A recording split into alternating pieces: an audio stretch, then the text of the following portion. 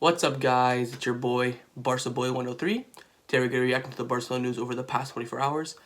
Basically, we're only going to cover the topic that's in the title and thumbnail, essentially, because these are the topics that are surrounding the whole Barcelona media at the moment. So let's get straight into it. The first thing we're going to talk about is the injury of Ansu Fati. It is a big injury. He tore his meniscus of the game on Saturday against Real Betis. That explains why he was taken off at halftime. And today he had his surgery. Depending on his recovery, it looks like he's going to be out between 3 to 5 months. So expect him to come maybe either in January or in March, or maybe in February in between. So it's between those 3 months. And it's a big blow for Barcelona. He's of course going to miss the rest of this year. He's going to miss the Super Cup. And I don't even know where we're having the Super Cup. It's going to happen though. But he's going to miss the Spanish Super Cup.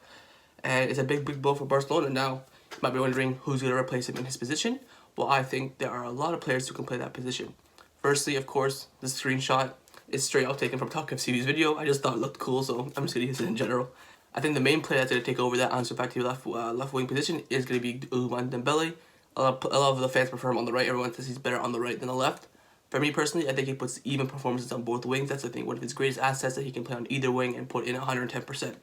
Of course, you can play Trincao there, but I think he's more of a right winger, and he's not even doing that well at right winger, so I'd just keep him there, let him build his confidence a bit, and then move him to over if it's possible. Of course, Koeman used Pedri there a lot. He played him against Juventus and had that masterclass performance.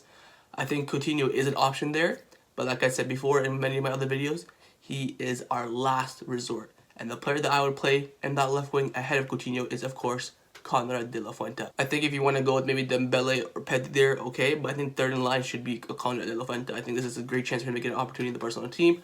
Koeman said he absolutely loved him in preseason. He had, great performance against Girona in the preseason. So I think this is a good opportunity for him to get a chance. I think if, Dembele underperforms and Pedri maybe underperforms, I think Konrad de la Fuente should go straight in there. The only thing I'm worried about is that I feel like Koeman's going to pick Coutinho ahead of him. I think Coutinho on that left wing, like we said, is just dire. I think it's the reason why we sent him on loan to Bayern Munich. So I think the main thing is that Konrad de la Fuente will be getting a chance in the FC Barcelona first team very soon. So last night there was some breaking news coming out from Onda Cero and Alfredo Martinez saying that Barcelona will sign Memphis Depay in January. Now I've been seeing on Twitter, I've been seeing through the replies to the tweets, people saying, oh, we don't need another number 10, we already have Griezmann, we already have Messi, we already have Coutinho who can play there. I've been backing this Depay, transfer for a while now. I've been crucified in the comments during the transfer window. I'll say it again. I think Depay will do really well under Barcelona. I think you have to play him as a number 9. Like, just listen to this. Ready? Depay at number 9. Dembele on the left. Messi on the right. And Griezmann behind them. Ooh-wee. Ooh. That's nasty. And the thing is with Depay is that he can play anywhere in that front four. He can play on the right. He can play on the left. He can play at the top. And he can play in the middle. Very versatile player. People say, oh, he flopped at Manchester United. I don't want to take that into consideration because, at Lyon, he's playing his natural position and he does very well. Of course, he had probably the best moment of his career under Ronald Koeman in the Dutch national team. He's gonna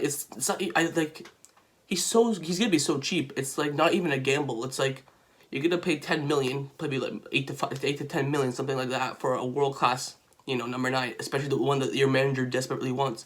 You have to give him the chance, surely. Like 10 million is nothing.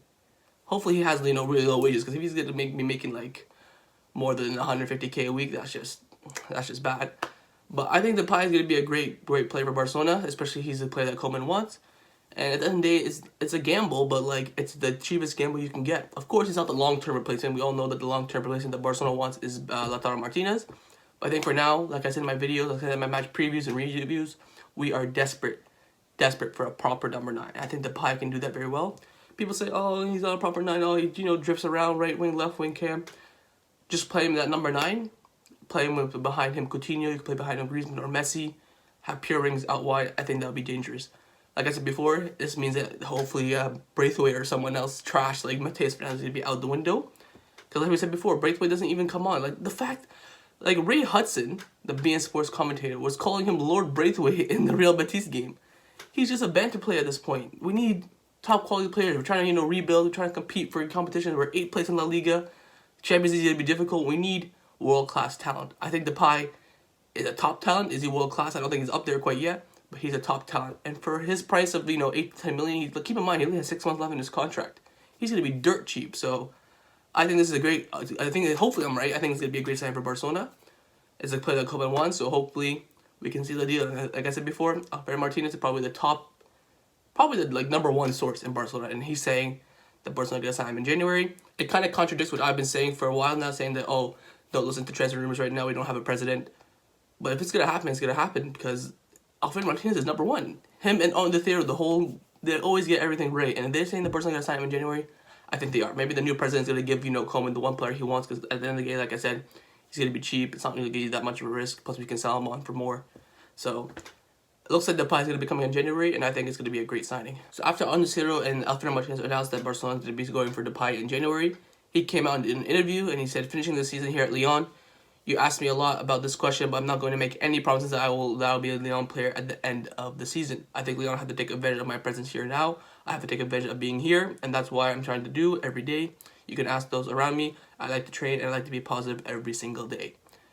So he's basically hinting like I may go to Barcelona in January. That's essentially what he's saying here. Like, maybe I'll stay, maybe I don't.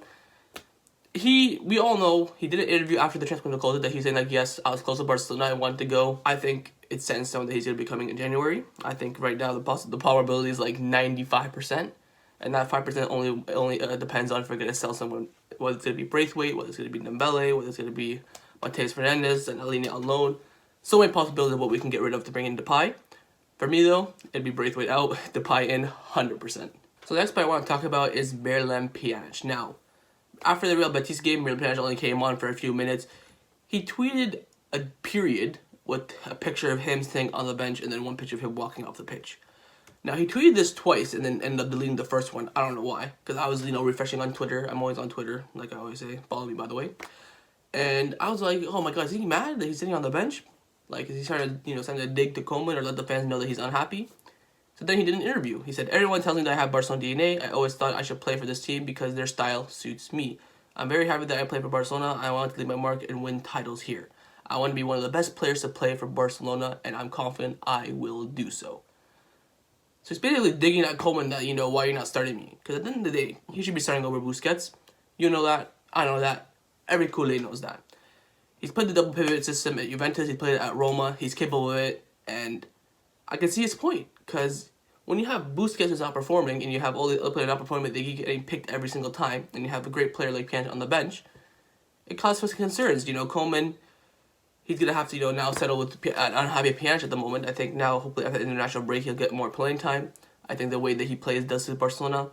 And the confidence in him. Like, listen to the last quote. I want to be one of the best players to play for Barcelona, and I'm confident I will do so. He knows that if he's just a starter and gets the opportunity he deserves, he'll be cruising. He'll be flying. So the question is now, is he going to get his opportunity? Will he get against Atletico Madrid? Will he get against Dynamo Kiev, Ferencváros? A lot of games coming up. I think, like I said, we've all said this numerous amount of times that him and De Jong should be the double pivot. And I think it's just favoritism from Koeman, picking the likes of Busquets every time. Piqué, Jordi Alba, all this, Pedri even, not even picking Ricky Puig. Koeman, I think that's one of his one criticisms he has at the moment, is that his team selections are not that great. He had to bring on Messi in the last 45 minutes to save us against Real Betis. And I think that's one of Koeman's main errors. He needs to really figure out his starting strong lineup. Like, you look at the last Barcelona coaches, Valverde knew his strong lineup. Luis Enrique knew his best lineup. Pep Guardiola knew his best lineup. Tito Villanova knew his best lineup. And that's what I think he's in the phase right now of trying to figure out his best lineup. I'm pretty sure you and I know the best lineup that Barcelona can do, but now it's time for Koeman to figure it out. I think once Pjanic gets that opportunity, he will shine for Barcelona. The question is, will he be the best player to play for Barcelona? Hell no. But he's confident he'll do so. I like the confidence in him. He knows if he gets the opportunity, he will shine. Now it's up to Koeman to give him that chance. Just to end out this video, we're going to talk about some of the other transfer news surrounding around Barcelona. The first player that's been coming out a lot recently is, of course, Ousmane Dembele. After the injury to Ansu Fati, many people have been saying Dembele has to go in and take that spot. Now, the two main articles in Barcelona are quotes Mundo Deportivo and Sport. They've each come out and said something about Dembele. Let's start off with Sport saying, Barcelona find it a bit risky to keep hold of Ousmane Dembele without renewing his contract, which expires in June 2022. Barcelona don't know what to do with him, and the player isn't in a hurry to renew either. Now, Mundo Deportivo came out saying that Ousmane Dembele may not be transferable in January now that Ansu Fati is out injured. The French winger is totally reversing his situation at the club. Now, my point on it is that if he doesn't want to renew, you have to sell him. While he still has value, we all know that Manchester United are interested. We all know that Juventus are interested. I think 60 million for him in January is fair, 50 to 60, depending on add-ons and all that stuff. But I personally would keep him. I think he has the quality to become one of the best players in the world. Not the best, but one of, maybe the best. I think that 2018-19 season, the second season under Valverde, he really showed his potential. But of course, injuries are absolutely killing his career. But right now, he's played a lot of games. I think he's played 8 games now. I think he's on 3 goals, 1 assist. And he hasn't been injured so far. So hopefully he can continue. I think we all know that Dembele has the quality to stay at Barcelona. Like Martinez said, we believe he's going to be one of the best players in the world. Even Victor Font said it. I know a lot of former Barcelona players say that too. Like Rivaldo and Onda, they always say that Dembele has potential. But we can't just keep running on potential. So for me, I'd renew his contract.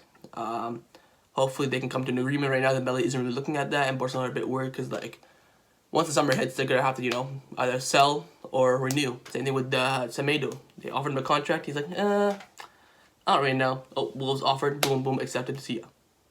That's gonna happen. I think there's gonna be a lot of news around Dembele if he doesn't renew his contract, especially in the summer. A lot of teams are interested because he's a top talent. So we'll see. I think if he shines this season in Barcelona are going to offer him a renewal, and I think he'll accept it. If he doesn't, then it's going to be open season for Dembele in the summer. Now, Mundo Deportivo have also come out saying the arrival of Serginho Dest seemed to send Roberto to the bench, but after 10 official games since the American's arrival, the 28-year-old has been a starter on more occasions than the former Ajax player. Now, this is another thing I hate about Koeman, right? He likes to rotate the right backs. 1 minute Dest will play, 1 minute Roberto will play. He'll sub on Dest, sub on Roberto, plays each other. But Alba's getting 90 minutes on the other full back position. And there's also rumors that Firpo may leave in January to get time. I think Inter Milan are interested in him. And it's like, we cannot rely on Jordi Alba the whole season again. And in terms of this situation, we all know that Dest is better. He showed that in the El Clasico. I think now he's just trying to get used to the Barcelona system. Dani Alves in an interview saying, if I had one suggestion for Serginho Dest, it'd be just to pass to Messi more. I think Dest is just trying to grow into the Barcelona surrounding, the team, the philosophy, the training, everything. Once he does, he'll send Roberto to the bench 100%. Right now, he's just adapting. I think that's why Koeman's giving more time to Roberto. It won't be like that for the near future. By the time we're in April, Dest will be an undisputable starter. But like I said before, the worrying side's on the other fullback where he's not even giving Firpo a chance. I don't know if he fancies Firpo or not, but we have to trust Firpo because we're gonna spend all of our money that we have on Depay and Garcia in January. Can't afford to look for a fullback because at the end of the day, January is only 1 month. Not that much time to get a lot of deals done, even though it's possible, but it's not really the time. That's more for emergency signings or getting some players on a bargain like Depay, for example. So that's really what January is for, and then obviously summer's for quality, long-term deals like a Griezmann for 120 million, something like that. So all in all, I think Dest will be a starter eventually for Barcelona. Again, just growing into it now. And I think Koeman needs to what he's doing with the right back position, needs to do the same with the left back position and give Firpo some chances. So that's my reaction to the Barcelona news over the past 24 hours. Hope you guys enjoyed the video. If you did, make sure you leave a like. Leave your comments down below. I reply to every single comment. I want to know what your guys' thoughts on. Let me know if you would take the buy Barcelona. Let me know your thoughts on Pjanic and Koeman beefing and Ansu Fati's injury. Hopefully Ansu Fati can come back stronger and better than before. He's going to be out for a while, so you're going to see a lot of players get their chances, and I'm hoping that Konrad de la Fuente gets his chance in that left wing position. See you guys next time on the channel. Take care, and Forza Barca.